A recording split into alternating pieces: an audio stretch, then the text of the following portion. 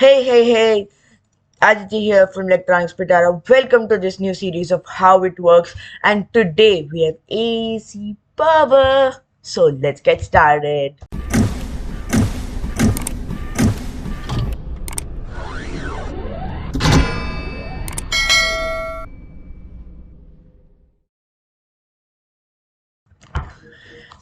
AC, aka alternating current, is one of the two currents we use in the electric world. AC power is alternating as its polarity changes according to the frequency of that power line. Thus, it is plotted as a sine wave due to its alternating polarity. All appliances work on DC, but still wired the world with AC. Why? This all began in the 1880s when Edison had invented light bulb and now wanted to electrify the whole of US with his DC power through his company Edison Electric as a shift from gas power. On the other hand was George Westinghouse, who proposed AC electrification even before Nikola arrived in the USA. Yes, Tesla did not invent AC, but just improvised it to be fit to be used in the mass scale. Then came the year 1884 when Tesla set foot in USA from Croatia and joined the Edison Electric. He was called by Edison one day and said that if Tesla could improvise his DC generators, he would reward him $50,000. That is $1.43 million in 2022. In a few months, he did it, but when the time came for the reward, Edison laughed and said, "It was a joke. Don't you understand American humor?" And would go on to mock Tesla about his proposal for it. And insulted Tesla, left Edison and joined the party with Westinghouse, where he went on to improvise AC. The clock was ticking as America came near for the Chicago World Fair, world's first all-electric fair, that would decide who would win the bid for electrifying all of the USA and the rest of the world. As we know, both the companies' rivalry began sparking even further, as I would say in electrical language. As both companies started demonstrating their technologies, soon it became clear to Edison of his failures and the campaign took a horrific turn. A baffled Edison, to save his company, started electrocuting elephants and executing humans on electrocuting chairs. But Westinghouse stood silent as a saint because he knew he was right. Eventually, Tesla won and Westinghouse Company went on to electrifying the fair. Both the rivals met at the fair and in turn of cards, Edison congratulated Westinghouse and Co. Edison would go on to invent the motion picture, while the rest is history. But why did Tesla win? Although it was unsafe, and why did Edison fail? As we saw those electrocutions, right? The reason was wires. Basically, according to the equation of power, P is equal to VI, more the voltage, less the current, but stable power as per need. Less current in turn meant less heat into the wires, which meant it could be transmitted over long distances with less heating of wires. But the DC system just failed to step up. That is, increase the voltage through transformers as it had a constant polarity, meaning a constant magnetic field. Other ways were expensive and inefficient with a lot of power loss. Last way was to convert DC to AC and then step up and then convert back to DC. But it was also inefficient and pointless. Thus, power could not be transported for more than a mile or two before the wires melted down.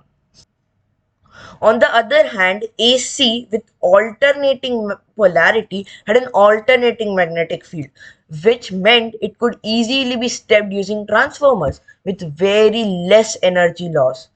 Thus, the AC system would produce electricity at low voltage and then step it up so the current would reduce, thus transporting for a large distance where substations could step it down and the load can use it safely. This material, generating cost, and energy loss is all aside when it comes to the human safety. Well, earlier we saw those horrific glimpses of electrocution, but then why did we allow it? Well, because we could just step down the current to safer numbers, and this worked perfectly in sync. Generator substation would step it up and pass it to the big lines. Then city substations would step down, and residential and industrial transformers further did the work. This is just where we talk about transmission lines conducting hundreds of kilovolts. But what about the end user plug voltage rating? The plugs at home come at 240 volt. But still after those bathroom switchboard shocks, why didn't our hair raise or why didn't we die? Well, because of alternating current. As the current's magnitude alternates, there comes a point where the magnitude is zero due to its oscillating nature, as we can see here. Well, technically, thanks to phase distribution explained later in video. Although this for a short moment in a second, but it will come 100 times in a second, that is 10 milliseconds, which is enough for the nervous system to react.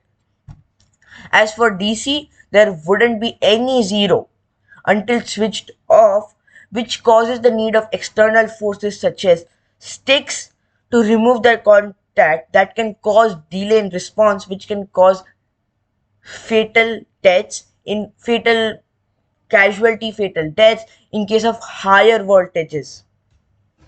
Well, rather than giving ourselves an electric shock, where can we see this effect of AC current?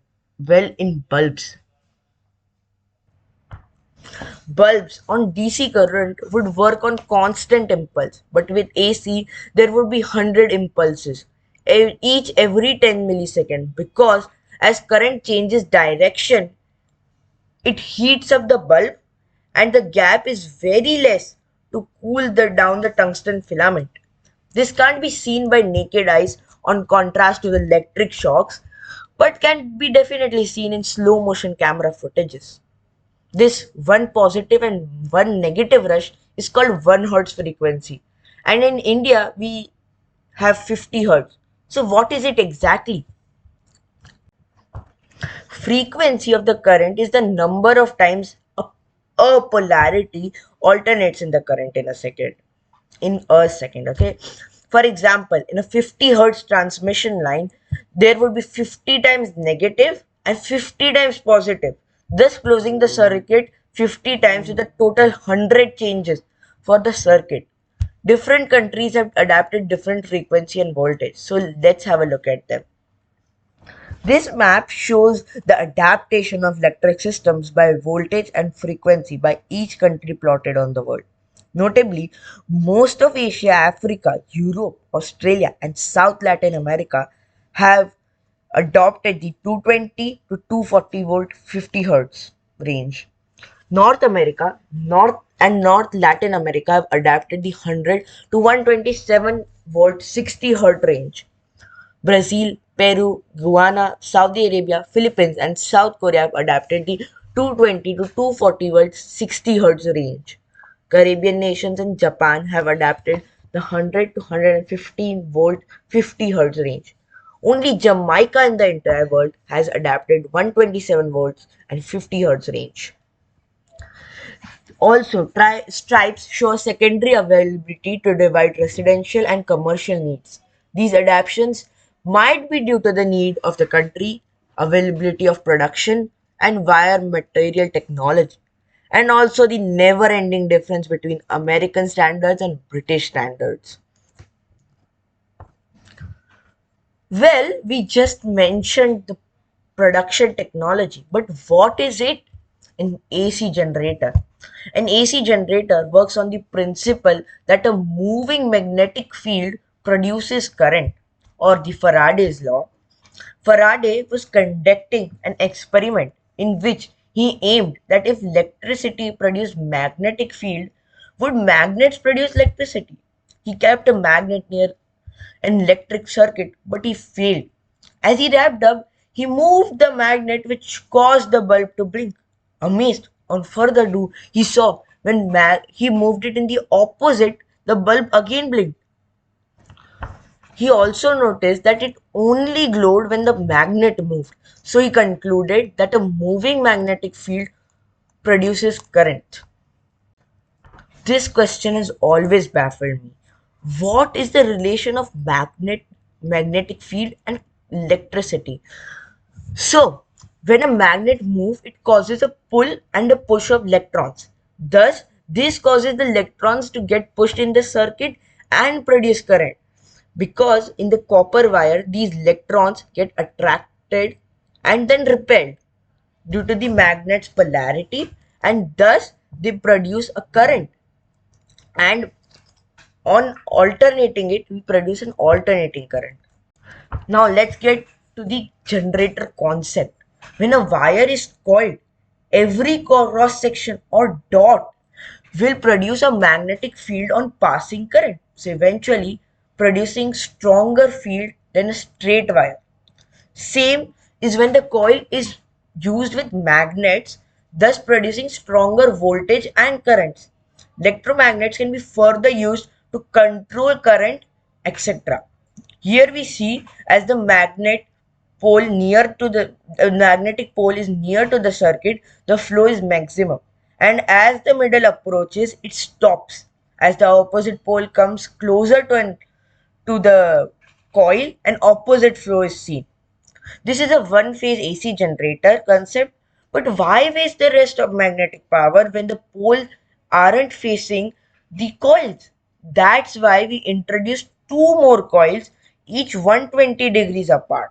This plots three sine waves, each 120 degrees apart, and this is called a three-phase. Now remember when I mentioned that phase distribution saves from shock, and now if all three phases were to be in a plug, it would reduce 0 points to 1/3, that is 3 milliseconds. Also, voltage might be even higher compared to a single phase as per generator configuration of star or delta. Something for next videos. But for now, this distribution of phases is what helps skyscrapers run smoothly. If it was on a single phase, it would put a lot of load and eventually burn down the lines within minutes of operation. That's why buildings are given 2 to 3 phases, whereas bungalows are given one. These 2 or 3 phases ensure equal load distribution, that is, offices or homes, elevators, and common lights on different or combined phases.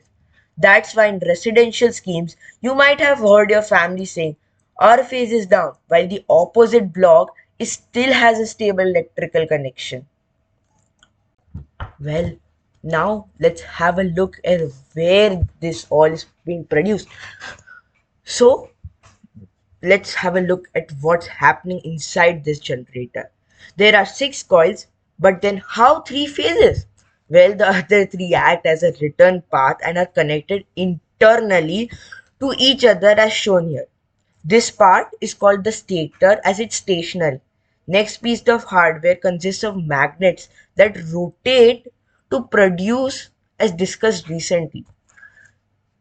This part is called the rotor as it's rotating. The rotor is spun by windmills, propeller driven by steam, generated through coal or nuclear reaction. So yeah, exactly this is how nuclear power plants, coal power plants, windmill farms, and all other sources that produce electricity through a generator actually work. This is the magnet that is actually being spun or is being spun, and the coils generate electricity. As for the case for solar panels, well, they produce DC and then it's converted to AC. But let's keep that for some other time. Well, this brings us to the end of first episode of this series. There are many others planned as promised in this video, and also some exciting announcements that will be also including blockchain and crypto in this series. Anything that you would like me to include, you can comment down below, and hope you have understood this, and let's how it works.